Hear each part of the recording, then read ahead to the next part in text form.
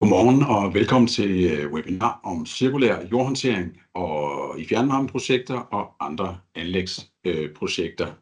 Sikke en titel fra morgenstunden. Imponerende. Jeg hedder Sofus, jeg er direktør i Gate 21, og i dag er det faktisk ikke Gate 21, men Energi på Tværs, et af vores store projekter, som er jeres vært.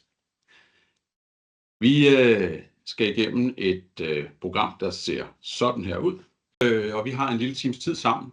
Først et par minutter med mig, som lige ridser op, hvorfor er det nu, det er værd at beskæftige sig med jord og råstoffer, når vi taler udbygning og cirkulær brug af jord og råstoffer, når vi taler udbygning af fjernvarme og andre store anlægsprojekter.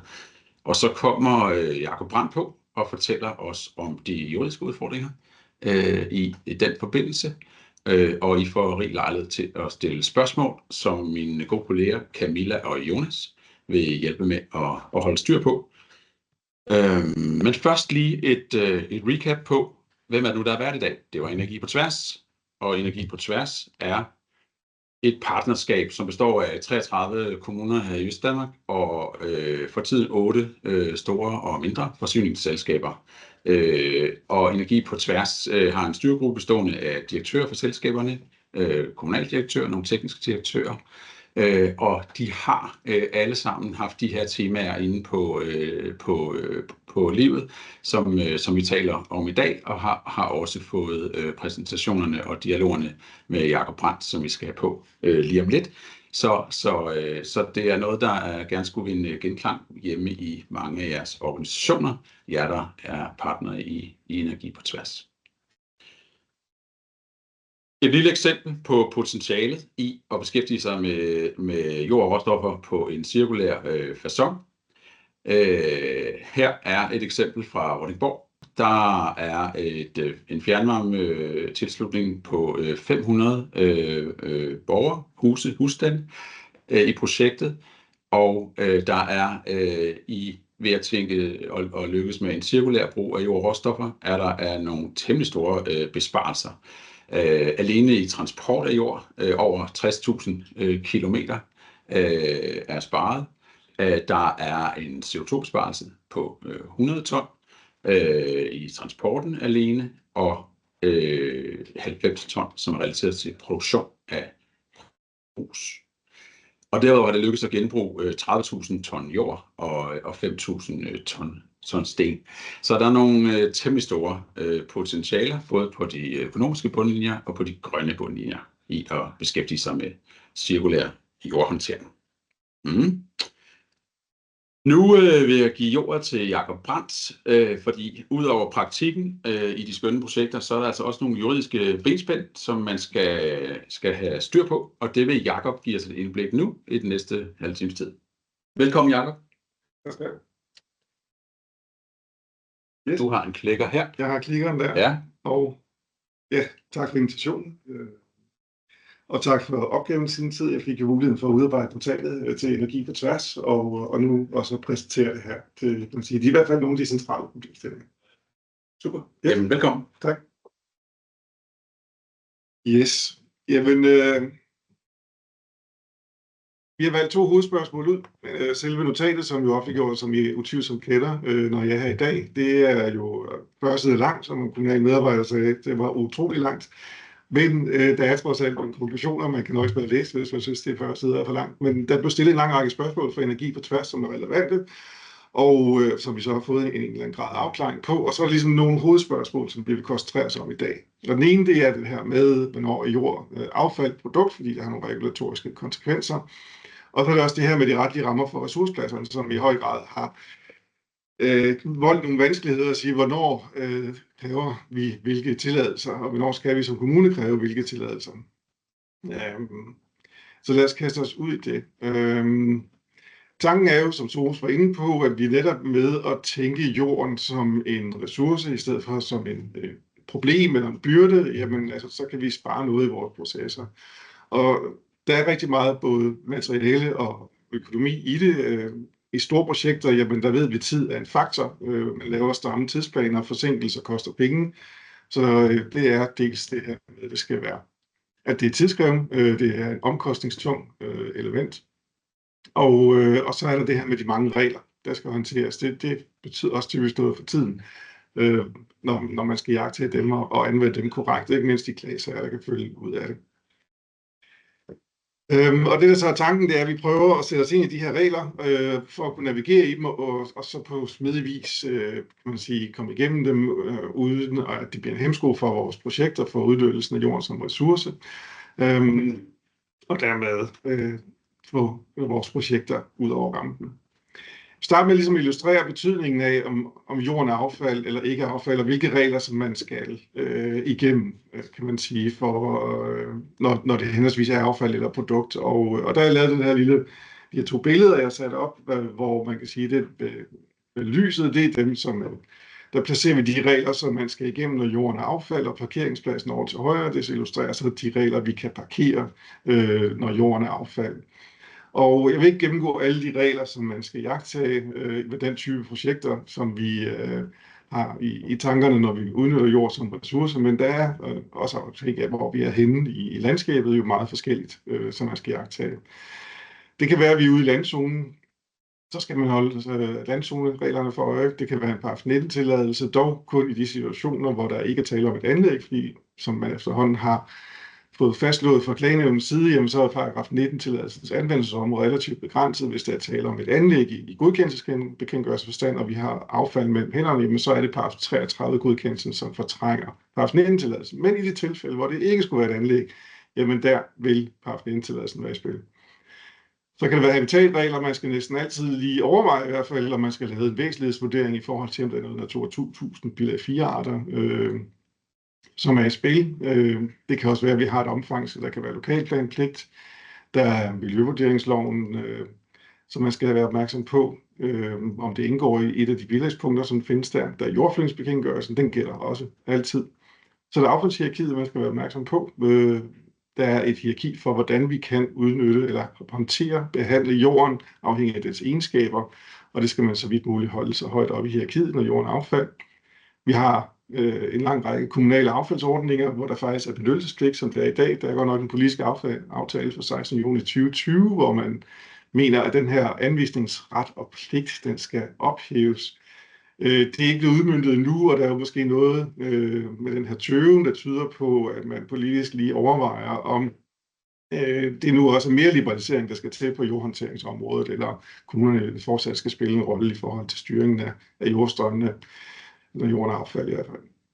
Så er der godkendelsespligten af de større byrder, fordi miljøgodkendelsen jo er sat i verden til noget lidt andet end små jordpartier, der skal lægges ned i ledningsgrave eller andre sammenhænge. Det er jo overskriften særligt forurenende virksomheder, og nu har praksis udviklet sig sådan, at godkendelsespligt også er relevant, når vi taler om anvendelse af jord som affald, uanset om det også er uforurenet jord, vi har med at gøre. Det er en stor kanon at skyde efter gråspurve i nogle tilfælde, men og derfor også noget, som er tidskrævende og ressourcekrævende og kan være svært at håndtere. Og derfor vil jeg overveje, om man kan undgå. Og så selvfølgelig screeningsafgørelsen, fordi vi finder på bilag 2, punkt 11 litra B, det der hedder anlæg til bortskaffelse af affald, det omfatter også nyttiggørelse. Har EU-domstolen skrevet, det er en ældre terminologi for et gammelt direktiv, men det er altså håndtering af affald. Når man har et anlæg til håndtering af affald, så skal vi have en screeningsafgørelse efter miljøvurderingsloven, og potentielt også en miljøkonsekvensrapport. Med alt hvad det følger af proces og udarbejdelse af rapporter og undersøgelser osv., og det er igen den her tidsfaktor, som bliver en spiller, og som i virkeligheden kan være en dealbreaker for projektet. Og så har jeg taget indsatsbekendtgørelsen med, og det er fordi vi skal i lyset af den udvikling, der har været i retspraksis på vandrammedirektivets område, jamen hele tiden være opmærksom på, skaber vi noget overflade vand, et eller andet, der leder ud til et målsat vandløb, eller noget grundvand, et eller andet, hvor der er risiko, jamen det skal vi også have styr på fremadrettet. Så der er mange regler i spil, når vi laver de her projekter, og der er ikke rigtigt, som den her illustrerer, noget vi kan parkere, når jorden er affald. Hvis jorden derimod ikke er affald, jamen, som vi nok allerede lidt har regnet ud, så kan vi parkere nogle regler i den situation, blandt andet de kommunale affaldsordninger og den benyttelsespligt, der følger med der. Der er det her store kanon i form af miljøgodkendelsen, som man kan undvige, om man så må sige. Affaldshierarkiet skal man ikke længere iagttage. Ikke, at det kan være en god idé, fordi det er sådan set udtryk for en fornuftig prioritering af udnyttelsen af ressourcerne, men formelt set gælder hierarkiet ikke, hvis jorden ikke er affald. Og så er der igen den her obligatoriske screening af projektet, fordi det ikke længere bliver et anlæg til håndtering af affald, som man kan undgå. Og dermed jo færre afgørelser, jo flere risici for klager. Nå, hvis vi dykker ned i det, i forhold til affaldsdefinitionen, der er det sådan, at man som arbejder med et udgangspunkt, det hedder, at hvis vi har jorden i overskud, jamen, så er det som udgangspunkt affald. Det ligger lidt allerede i terminologien overskud, at man har noget, man skal skille sig af med, og det er lige præcis det, som affaldsdefinitionen den er skruet sammen omkring.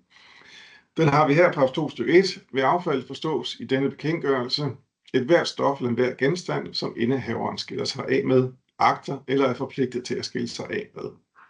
Og der ligger lidt i det, jamen har du jorden i overskud, jamen så er det som udgangspunkt en byrde for den her indehaver, og det har man sådan en interesse i at skille sig af med. Og der har EU-domstolen udtalt, jamen det er jo et indicium for, at jorden er affald. Så det skaber også den her formodning for, at jorden er affald. Og det er også det afsæt, man vil have som myndighed. Kompetencen den ligger pt. Frem som nytår, så det er relativt få dage nu hos kommunerne, men fra 1. januar, der bliver det Miljøstyrelsen, der skal træffe klassificeringsafgørelser efter den her definition. Det er ikke noget, man gør hver dag, og det er heller ikke noget, der er nødvendigt. I princippet er definitionen direkte anvendelig, og det vil sige, at indehaveren af en genstand skal selv vurdere, om det er inde eller ude. Men opstår der tvivlsspørgsmål, eller er man uenig med sin tilsynsmyndighed eller andet, jamen så er det altså en myndighed, der øger at træffe en afgørelse af, om vi er inde eller ude af affaldsdefinitionen, og fra nytår, der er det altså centraliseret til Miljøstyrelsen. Håbet er, at vi så får en ensartet praksis på tværs af alle kommunerne. Det man kan frygte er jo selvfølgelig, at der bliver lidt lang sagsbehandlingstid, når det hele sker omkring den samme medarbejder i Miljøstyrelsen. Spørgsmålet er jo så, hvordan kan vi så få anse jorden som produkt, og der har vi nogle forskellige fortolkningsbidrag. Vi har nogle forarbejder til jordforeningsloven, som blev skrevet i forbindelse med kortlægningsreformen i 2006, og der har man fortolkningsbidrag, som bygger på en sidestensdom, hvor man netop forholder sig til spørgsmålet om, jamen, hvornår er noget, der kommer ud af en produktion, henholdsvis kan man sige, et produkt og et biprodukt eller affald. Der var tale om store kampesten, hvor når man brød dem i stenbrud, jamen, så fik man nogle små sten, og diskussionen gik på, om de små sten de var affald eller ej. Og der nåede man frem til, at det kunne både være et biprodukt, og det kunne også være affald, og der var nogle betingelser, der skulle opfylde for at anse det som et produkt. Og det har man fortolket her i jordforeningsloven, hvor man siger, og fortolker det over mod jord som fraktion. Under visse betingelser må uforurenet jord, der graves op, antages at falde uden for affaldsdefinitionen. Det er tilfældet, når jordproducenten har en aftager af en uforarbejdet jord, uforarbejdet jord på opgravningstidspunktet, og jorden derfor aldrig når at blive til affald, før den finder anden anvendelse. I disse tilfælde anses jorden for at være et produkt. Og det fortsætter så, at ved afgørelsen af, om der er tale om produkt eller affald, der lægges vægt på, at aftalen om aftagning af jorden er indgået senest på opgravningstidspunktet, og jorden kun oplæres en kortere tidsbegrænset periode, inden den finder fornyet anvendelse. Og så afslutter man så, jamen, hvis det oplæres en længere eller ikke tidsafgrænset periode, altså man slutter modsætningsvis, jamen, så er det en byrde for ejeren, og i de situationer, jamen, der vil det nok være at anse som affald. Så man tager altså den her sidestensdom og fortolker ind, kan man sige, i jordforeningsloven, og med de her forarbejder, der har vi jo så et relativt bindende fortolkningsbidrag. Det er jo sådan, at forarbejderne til lovgivningen, det næsten har samme bindende virkning som selve ordlyden af bestemmelserne. Så den måde, man fortolker det, kan man sige, dansk ret, det er jo ikke samme som senere EU-dom ikke skal respekteres, men det er det udgangspunkt, vi har. Så er der diskussion omkring forureningsgrad. Hvilken rolle spiller det? Og det har EU-domstolen også været inde at tage stilling til. Der har gamle dage, også tilbage i 90'erne, hvor man blandt andet lavede forarbejderne til jordforeningsloven, oprindeligt været sådan en opstillet en formodningsregel om, at hvis jorden er forurenet, jamen så er det også affald. Og der kan man så måske godt arbejde med en formodningsregel, men det er vigtigt, at man ikke gør det til sådan en, hvad kan man sige, hovedregel. Det skal være en konkret vurdering, og EU-domstolen udtalte i en sag, som handlede godt nok om noget med import-eksport af noget materiale til forbrænding på cementfabrikker i Polen. Der forholdt man sig til det her med, jamen bare fordi det her materiale var stærkt forurenet, så kunne det jo godt være egnet til formålet. Og betød forureningsgraden så, at det skulle anses som affald. Og der kom EU-domstolen med nogle ret principielle indledende betragtninger, hvor man netop siger, Det skal indledningsvis fremhæves, der ikke ud fra stoffernes farlighed kan udledes noget om begrebet affald. Som det fremgår af definitionen på affald, betragtes stof ikke som affald på grund af sin art, men fordi dets indehaver agter eller er forpligtet til at skille sig af med det. Det vil sige på grund af indehaverens eller lovgivers hensigt. Så siger man så, og det er der, vi kommer lidt tilbage til, at man måske kan opstille formodningsreglen, et stofs kemiske sammensætning kan være et tegn på, at det er affald. Og det skal man netop se i den her sammenhæng med, jamen, hvis jorden er kraftigt forurenet, så kan det måske være ret svært at finde en fornuftig anvendelse for det. Og den her anvendelse skal jo altså ligge relativt, hvad kan man sige, i forlængelse af frembringelsen af jorden, og dermed med de her begrænsede anvendelsesmuligheder, så står du rigtig ofte i en situation, hvor du ikke kan få det afsat som produkt, men må nødt til at anse det som affald. Men det kan ikke være udgangspunktet for vurderingen som sådan. Hvis vi skal opsummere på de her kriterier, jamen udgangspunktet er, at vi lægger afgørende vægt på det her med, hvad indehaveren gør med det, agter at gøre med det, eller er forpligtet til at gøre med det. Det er det styrende element.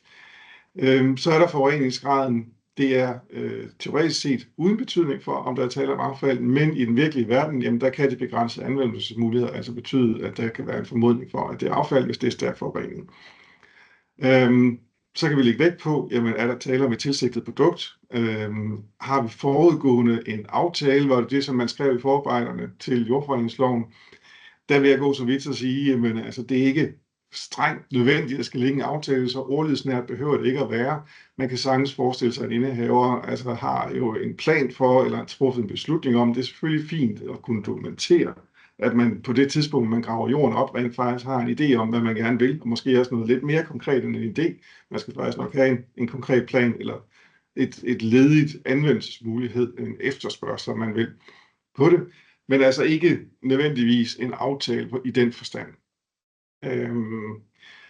Og så er der jo det her med, der skal være en faktisk eller en påtænkt oplæring, som skal være kort tidsbegrænset forud for. Og det, som alle de her kriterier, de taler ind i, det er der sikkerhed for anvendelsen. Det er det, som EU-domstolen i alle de domme, de har forholdt sig til her på forskellige ledere og kanter, lægger vægt på, det er, jamen når man frembringer det her materiale, i det her tilfælde jord, er der så en sikkerhed for, at det bliver anvendt på en anden måde.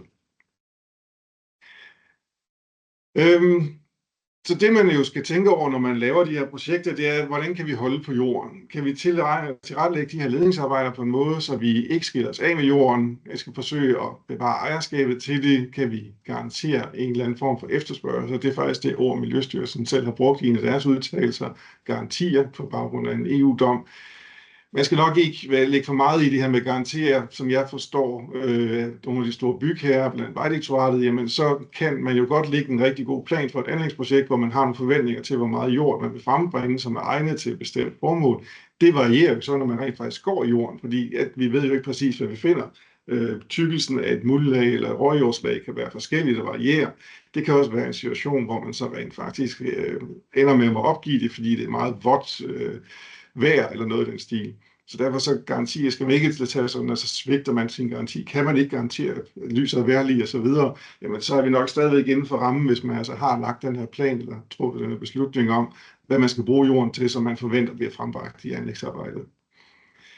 Vi skal have den højeste grad af sikkerhed for den her efterspørgsel, men altså igen, så højt som muligt, og så skal vi prøve at begrænse den her mellemlæring, som ofte vil næsten altid være nødvendigt, men altså der skal være kort og tidsbegrænset. Så vi skal på en eller anden måde kende en slutdato på den her oplæring. Hvis vi kigger på jorden er blevet til affaldsprodukt, så har vi været igennem det. Så fik vi så også, kan man sige, en kodificering af de her regler, især på baggrund af sidestensdommen tilbage i 2008, da man lavede et nyt affaldsdirektiv, og det er blevet oversat til en bestemmelse i affaldsbekendtgørelsens paragraf 2 stykke 2. Og der har man så igen inde at kigge på, hvornår kan jorden være et biprodukt. Der har været en lang diskussion i et årrække om, hvorvidt jord rent faktisk kunne, som vi graver op i et anlægsarbejde, kan anses som værende en produktionsproces, fordi det er en central betingelse, som det er understreget her, for at man kan anses som biprodukt i bestemmelsens forstand. Og det kommer vi til om lidt, da vi får en dom, som tager stilling til det. Men de betingelser, som man har kodificeret, det er netop det her med sikkerhed for, at jorden den bliver videreanvendt. Og så er det det her med, at man tillader faktisk en forarbejdning. Det er fordi sidestensstormen sagde, men jamen, altså de her små sidesten, hvis de må ikke skulle forarbejdes for at kunne afsættes. I givet fald var det et tegn på, at det var affald. Der går man ind og piller lidt ved det og siger her, men hvis der nu er en normal industriel praksis for at forarbejde den her jord på en bestemt måde, så er det inden for rammerne af, hvad vi godt kan tillade og stadig kalde et biprodukt. Så er det her spørgsmål om, at det skal være en integreret del af en produktionsproces, og så går man også ind og tager et opgør med omkring det spørgsmål omkring farlighed, og siger, at hvis du skal være inden for den her bestemmelse, så skal det faktisk ikke have generelle negative egenskaber på miljøet eller menneskers sundhed, for hvis det skal være biprodukt i den her forstand. Så det er lidt mere snævert anvendelsesområde, der nogle betingelser skal være opfyldt, men til gengæld er det jo så, kan man sige, direkte kodificeret, at man undgår at skulle navigere i de her lidt mere, hvad kan man sige, elastiske bestemmelser, som de er formuleret, eller principper, som de er formuleret af EU-domstolen. Så fik vi jo så den her Port-Bagdom tilbage i november 22, et par år siden efterhånden, hvor det netop var en situation, som vi også kender ret meget til i øjeblikket derude, hvor man havde fokus på terrænregulering og anvendelsen af jord til terrænregulering af landbrugsarealer. Og i Danmark har vi måske nok lidt et indtryk af, at det i høj grad sker, fordi vi har en underkapacitet til at modtage jorden, og så ender derude, og landmændene ikke tjene nogle penge på at modtage jorden. Men det sker altså til Sydland også i Østrig. For det var Østrig, vi var i, og der var en stor bygherre, der hed Port-Bag, og der var nogle landbrugere, der henvendte sig for netop at kunne aftale noget jord til at terrænregulere deres landbrugsarealer. Port-Bag, som var en stor bygherre, de fandt et byggeprojekt, hvor de kunne se, at der ville blive frembragt den type jord, som man efterspurgte hos de her landbrugere. Og man fandt også ud af, at det kunne klassificeres som ikke forurenet udgravningsmateriale i kvalitetsklasse A1, og det er den højeste kvalitetsklasse, man har i Østrig. For at være sikre, jamen, så ringede man lige myndighederne op og spurgte, er det her affald eller ikke? Og der er noget, man havde en klar forventning om, det ikke ville være affald, men der nåede man altså frem til, at det ville det være. De henviste til, at de havde en forbundsplan, kender vi ikke i Danmark, men det har man altså i Østrig, hvor der var formelle kriterier for, hvornår affaldsfasen ophørte, og de var ikke opfyldt, og derfor så sagde man, det er affald i den her situation. Det udfordrer man ved EU-domstolen, som fik anledning til at tage stilling til de her 4 betingelser i forhold til den her situation. Og der sagde man, at der skal være sikkerhed for anvendelsen, og der går man bare ind og konstaterer, at der var jo en aftale på plads mellem landbrugerne og Port-Bag, så derfor så var der nogle styr på den betingelse. Der må ikke være behov for en særlig forarbejdning, altså det er inden for rammerne af, hvad det er industriel praksis. Og der siger man også, jamen altså der blev lavet en kvalitetskontrol, der sikrede, at vi var inden for det her A1 kvalitetsklasse, og det var egnet til en påtænkt formål, så den betingelse var også opfyldt. Så det her med, om det er en produktionsproces, at grave jord op. Og der går EU-domstolen faktisk ind og siger, at opgravning det er det første trin i en forbindelse med en anlægsaktivitet, der medfører omdannelse af jord, og anerkender, at det er en produktionsproces. Så den tvivl, der har været, den bliver også afklaret her. Vi kan godt sige, at opgravning af jord det er en produktionsproces i den forstand. Og så var det her med, at det skulle være uden påvirkning af omgivelserne, og der var der jo også helt oplagt et tale om uforurenet materiale.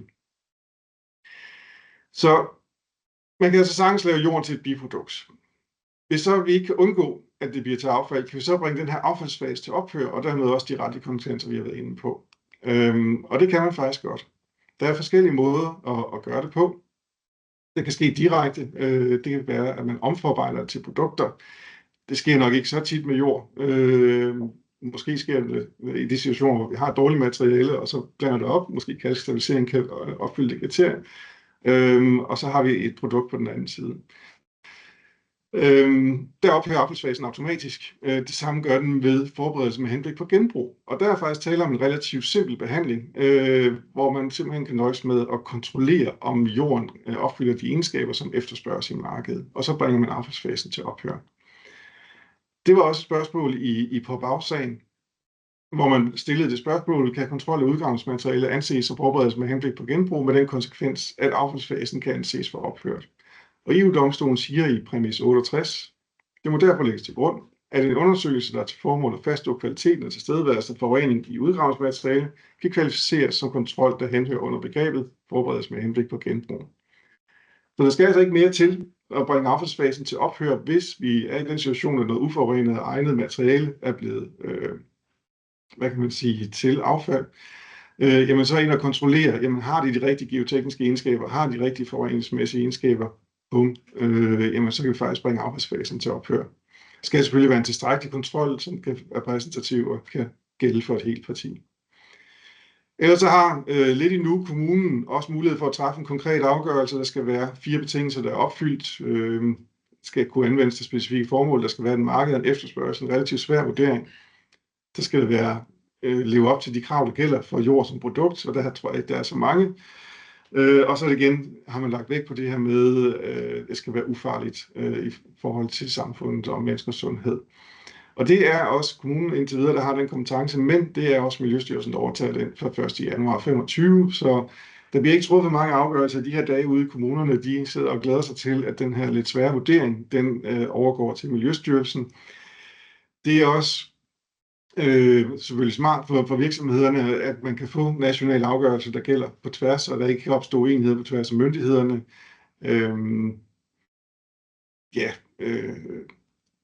Så vi ser, om de har ressourcerne til det. Der har været en diskussion om, hvorvidt sådan en afgørelse skal angå et konkret parti, eller om det kan være en general. Og der har Miljøstyrelsen i en e-mail fra februar 2022 udtalt, at man kan godt lave en generel end of waste-afgørelse, hvis man opstiller nogle klare forudsætninger for, hvornår afgørelsen finder anvendelse, og der er nogle vilkår og betingelser, der klart sikrer, at den her affaldsfases ophører, og det, der kommer bliver resultatet, kan man sige, produktet, at det rent faktisk er egnet til det formål, som man påtænker. Så den mulighed findes altså. Så er spørgsmålet, kan vi lave produktspecifikationer for jord til ledningsarbejder, og er der nogle særlige krav til jord i ledningsgrave? Og det kan man faktisk godt stille op. Altså det kan godt virke lidt svært, men der er faktisk en mulig påvirkning afhængig af hvilket materiale man formentlig bruger nede i ledningsgravene for den her jord, og de egenskaber, særligt forureningsmæssige egenskaber, det har. Der er også noget geoteknisk, og det er netop det, man skal ind og kigge på, når man skal stille krav, især hvis man skal bringe en affaldsfase til ophør og godt gøre det af et produkt, jamen så er det, jo mere specifikt man er, jo mere troværdigt er det, at jorden er et produkt. Og derfor for eksempel krav om forureningsgraden og syre og base har en betydning i forhold til, hvordan det påvirker de her rør. Der kan være geotekniske egenskaber, bæreevnen, for hvis det ligger jo typisk i en vej, sådan nogle ledninger, og derfor skal jorden jo have nogle egenskaber i forhold til at kunne bære den trafik. Der kan være noget med grundstørrelsen, og ellers er der jo mulighed for at komme op, jo mere specifik man bliver på de her betingelser for, at den kan anvendes til et givet projekt, jo mere sandsynligt og nemmere er det at få en end of waste afgørelse. Så er der ressourcepladserne, som er i spil, og det er jo meget spørgsmål om, er det godkendelsespligtigt, eller er det ikke godkendelsespligtigt at lave en ressourceplads, fordi det har noget at sige med tiden. Og der er jo nogle kapacitetsgrænser, der er i spil, og hvis de er overskredet, hvis det er affald, jamen så er det som udgangspunkt godkendelsespligtigt. Med mindre, at den her ressourceplads, det ikke er et anlæg i godkendelsesbekendtgørelsens forstand. Og der har vi jo en definition i paragraf 2 nummer 1, der siger, at en stationær teknisk enhed, inden for hvilken der gennemføres en eller flere af de her aktiviteter, vi har på bilag 1 eller 2 til godkendelsesbekendtgørelsen. Og det man jo bider mærke i her, det er, hvornår noget er stationært. Fordi mange af de her ressourcepladser, især i forbindelse med nogle fjernvarmeprojekter for eksempel, det er jo en midlertidig pop-up plads, hvor man håndterer jorden på, oplærer, relevant omfang behandler osv., og kan man undgå miljøgodkendelse til det. Der er ikke ret meget praksis på det. Hvor meget skal der til? Der kan vi læse ud af den begrænsede praksis, der er, at det er dels den miljømæssige påvirkning, det vil sige, hvad det er, man håndterer derinde, og så er det dels varigheden, som man lægger vægt på, selvfølgelig, når det hedder en stationær teknisk enhed. Praksis tyder på, at det kan være 5-6 måneder, vi kan kigge ind i, uden at det bliver godkendelsespligtigt. Måske lidt mindre.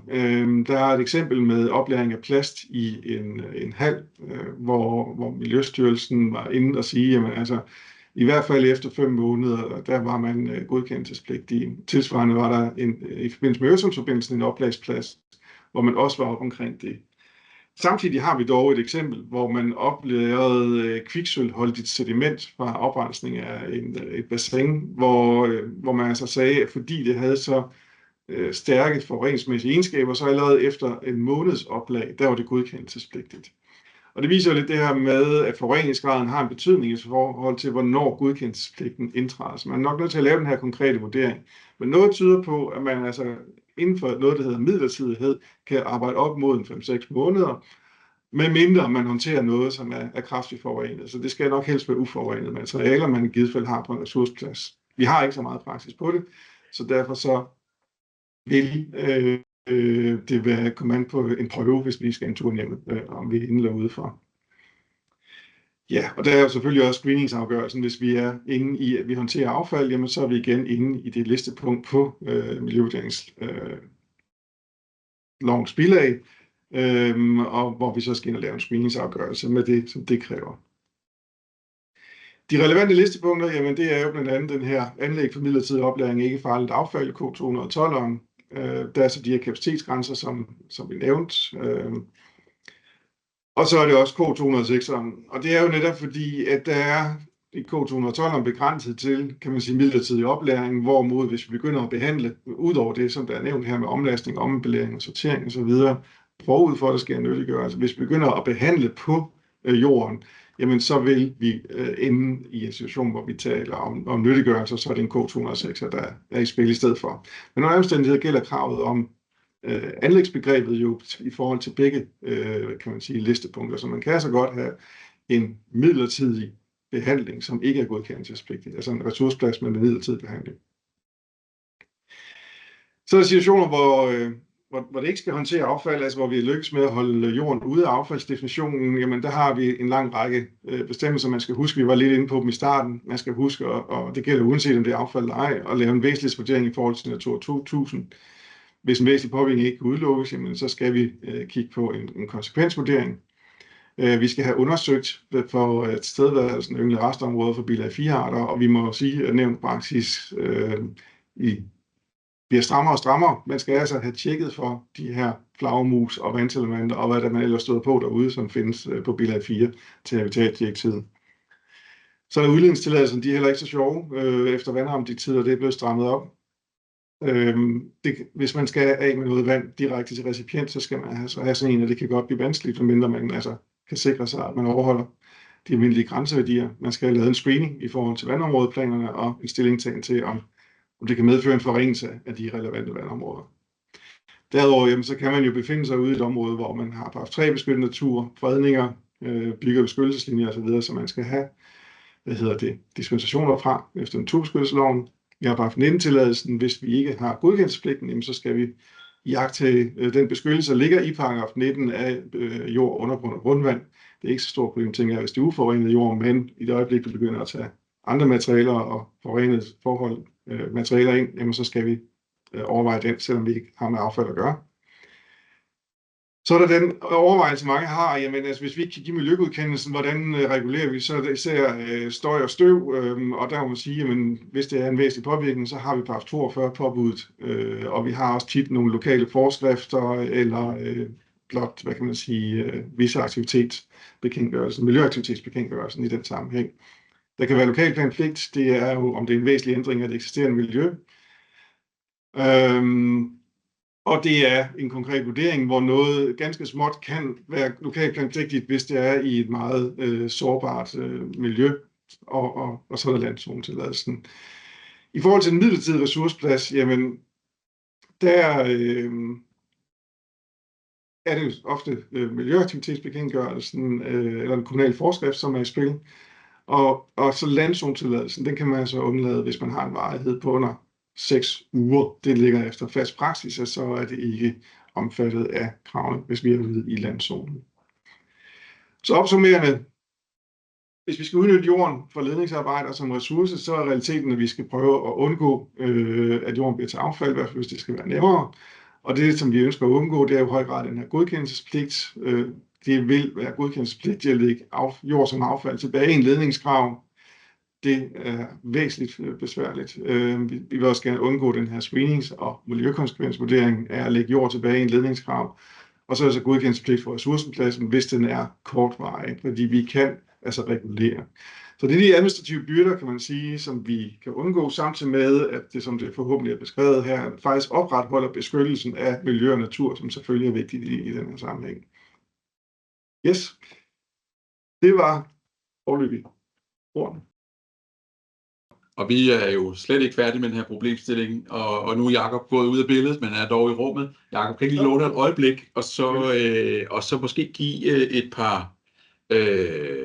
par råd i forhold til, hvordan vi følger med i Miljøstyrelsens nye opgaver. Hvordan forholder vi os? Hvad gør vi? Har du kontakterne? Skal vi have Camilla og Jonas til at ringe til styrelsen fra 1. januar, eller hvordan orienterer vi os i ny praksis på en god måde?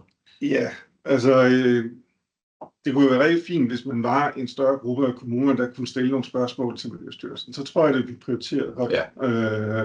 Det viser den, hvad kan man sige, efterspørgsel på det svar. Det er ikke bare en eller anden tilfældig kommune ude af 98. Det var 43, eller hvor mange var det, I havde det? Vi er 33 ved energi på tværs, men altså, vi er 48 i hele partnerskabet. I hele partnerskabet, så man ligesom kunne sige, at det er 48 kommuner, der afsender, fordi det er en problemstilling for os, så tror jeg, de vil gøre det. Man skal også anerkende, at de har begrænsede ressourcer, og det er svære problemstillinger. Så det er også en stor opgave for dem derude på. Men jeg tror, hvis man netop viser 48 kommuner efterspørger det her, så bliver der også måske en politisk opmærksomhed. Måske kan man også gå den vej og lægge noget pres på og sige, at der er brug for ressourcer til det område hos Miljøstyrelsen. Fordi vi venter på svar, og de gør deres bedste, men de har brug for noget hjælp. Tusind tak, Jacob, og en elegant måde at få servet til, at vi fortsætter arbejdet i Energi på Tværs med at forsøge at holde sammen og i fællesskab lære og få indsigter, men jo også måske nok at fronte nogle af de myndigheder, der er centrale i arbejdet med cirkulær jordhåndtering. Der sker lidt mere end det vi har på programmet i dag. Vi har et webinar den 11. december, hvor NIOS præsenterer et værktøj, som har været brugt i praksis oppe i Fredensborg Kommune. Det bliver spændende. Det er jo for alle. Derudover er der i Energi på Tværs regi, for jer, der er inde i det samarbejde, et intromøde, en arbejdsgruppe om jordhåndtering, som starter op i begyndelsen af januar. Den 7. januar kl. 14 er første runde på Teams på det.